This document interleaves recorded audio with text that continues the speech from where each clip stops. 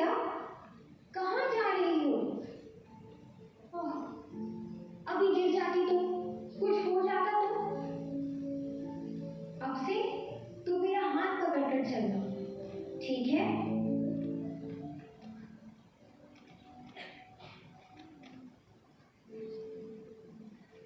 माँ, क्या हुआ माँ?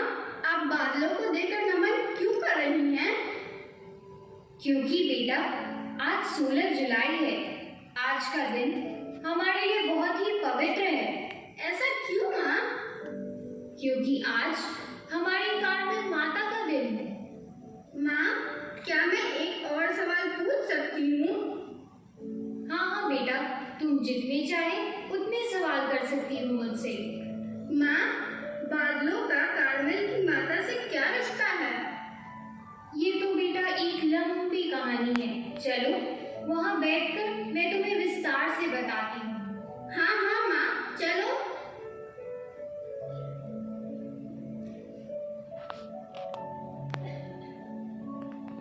साथ रहा है क्योंकि वो मानव को खुश देखना चाहता है।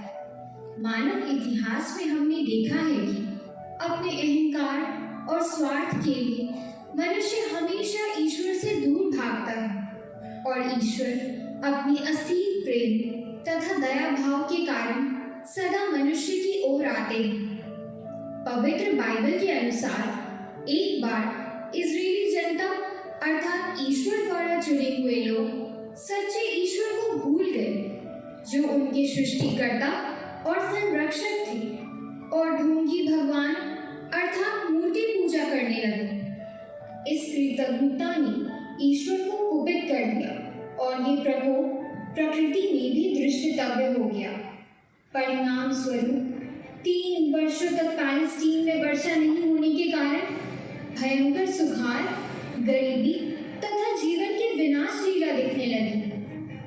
बचाओ, बचाओ, बचाओ,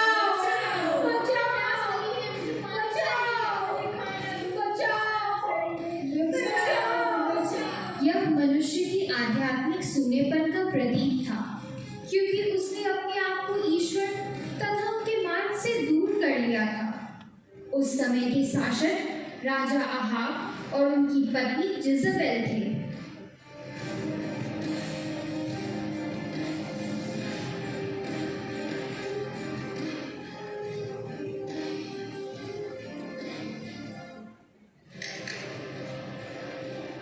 जाओ और एलाइजा से कहो कि वो अपने परमेश्वर से प्रार्थना करे और हमारे भूमि पर बारिश भेजे।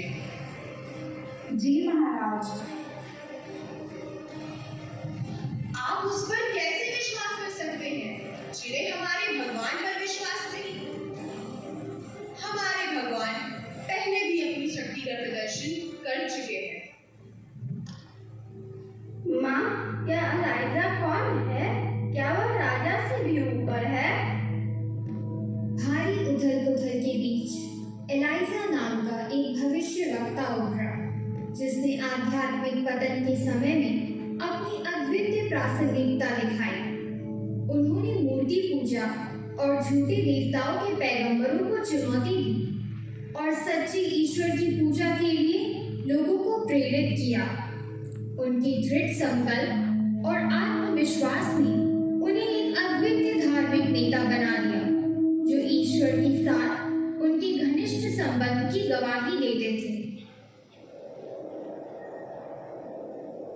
तेज बारिश के आसार लग रहे हैं। बाकी की कहानी मैं तुम्हें घर चलते चलते बताती हूँ। हे स्वामी, मैं आपके लिए राजा अहाब का एक संदेश लेकर आया हूँ। हमारे राजा अपने परिवार के साथ उपवास और प्रार्थना कर रहे हैं। यह लीजिए उनका संदेश। ठीक है सेवक, मैं जाकर तुम्हारे राजा से खुद ही मिल लेता हूँ।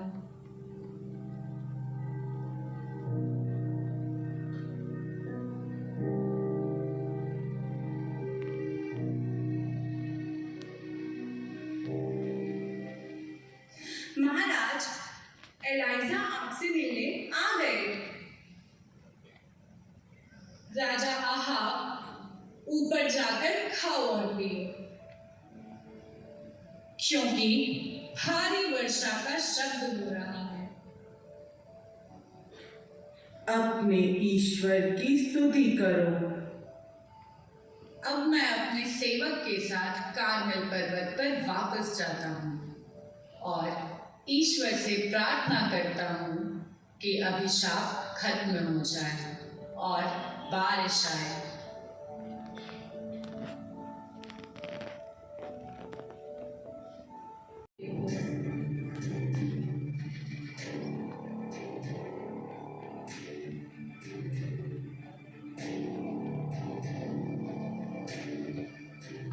मुझे साफ आसमान के अलावा कुछ नहीं दिख रहा। बारिश वाले बादल नजर नहीं आ रहे। फिर से जाओ और बारिश की तलाश जारी रखो।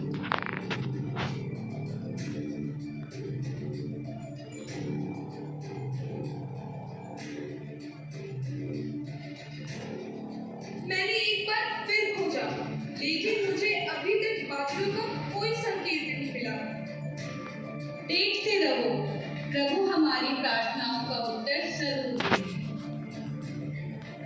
नौकर लड़का 6 बार पहाड़ी से ऊपर से नीचे भागा, परंतु हर बार एक ही आवाज के साथ लौटा कि बारिश वाले बादल तो कहीं नजर ही नहीं आ रहे। परंतु 7वीं बार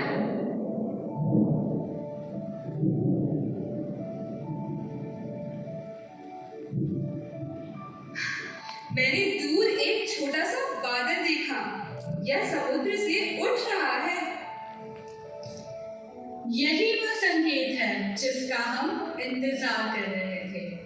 अब राजा आहाब से जाकर कहो कि वह अपना रथ तैयार रखे और बारिश रुकने से पहले पर्वत से नीचे आ जाए।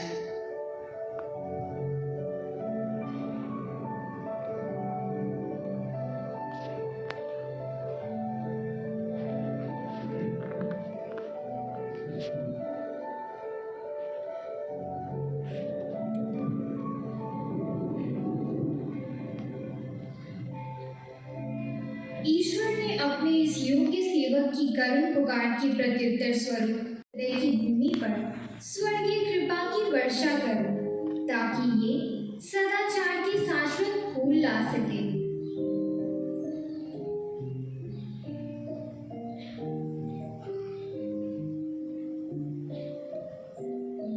कार्मेल की माँ, आप दिव्य फल देने वाली कोमल लता है।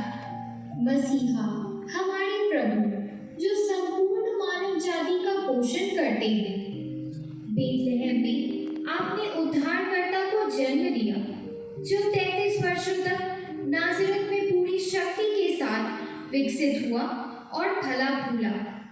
अंततः कलवारी में उसके बहुमूल्य रक्त की अमूल्य अमृत धारा प्रचुर मात्रा में प्रवाहित हुई, ताकि पापियों का पाप धोया जा सके और महिलाओं को सशक्त बनाया जा सके।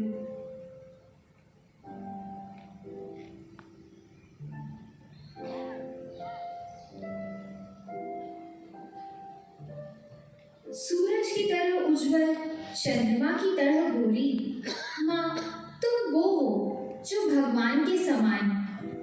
आप दिव्य ज्ञान की उत्कृष्ट कीर्ति हैं और इसीलिए स्वर्गदूतों और संतों से भी ऊपर हैं आप। कार्मेल की माँ, आप वास्तव में स्वर्ग का वैभव हैं। ये वैभव पृथ्वी पर आपके स्पष्ट जीवन के दौरान पवित्र आत्मा के साथ आपके सहयोग से पैदा हुआ था। कार्मेल की प्राकृतिक सुंदरता आपके आध्यात्मिक और आंतरिक व्यक्तित्व की एक धुंधली छवि है, क्योंकि आपको भगवान की माँ और हमारी माँ बनने के लिए चुना गया था।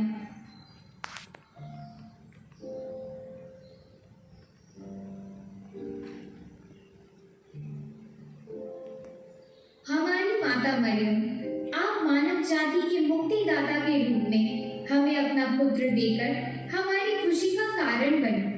इसीलिए हमारे बीच यीशु और उनकी आत्मा की उपस्थिति की साक्ष्य बनकर हम इस थकी हुई दुनिया में खुशी और शांति के दूत बन सकते हैं। अपने भीतर उसकी पवित्र हृदय की समानता का निर्माण करें ताकि हम उसके जैसा प्रेम कर सकें और अच्छाई कर सकें। हमें स्वार्थ से मुक्त करें ताकि हम केवल उसके लिए जी सकें और ईश्वर को प्राप्त कर सकें।